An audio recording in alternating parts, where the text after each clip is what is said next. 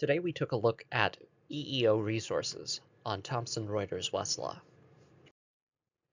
We ran a plain language search for the phrase federal EEO, and we selected a jurisdiction by clicking on it in the drop-down over here.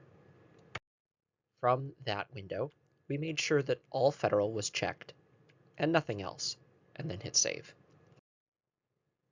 After running a search for that phrase in all federal, we focused our attention on practical law in that left-hand pane.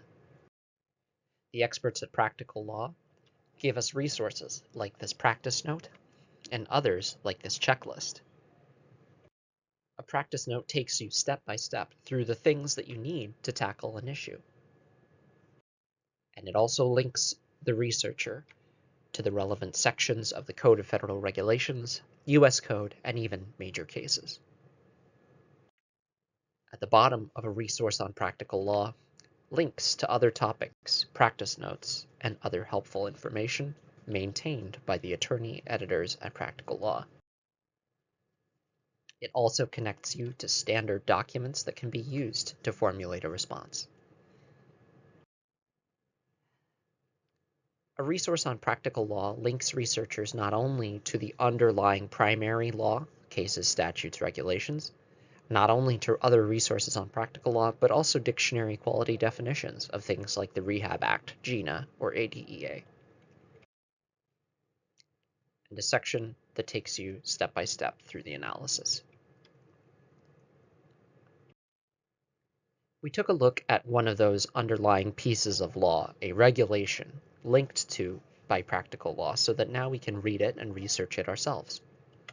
We discussed the different versions of a regulation and how it may have changed over time. We saw that from the citing references, it also links us to those resources on practical law so that our analysis can zero in on the most important things. And we also took a look at the notes of decisions, that playbook for statutes on Westlaw. So that way, if we're looking at a question like, what is reasonable accommodation for impaired mobility, we could click on it and zero in, not across hundreds of cases, but just a few that are responsive to our issue. Reading cases, we talked a little bit about the key cite flag to show us when a case has been overruled or distinguished. And we wound up our presentation by discussing complementary reference attorney assistance and how it can help you go through these steps in the research process, answer any other questions about the platform, and even help you find things that you're looking for in your research. Thanks for watching.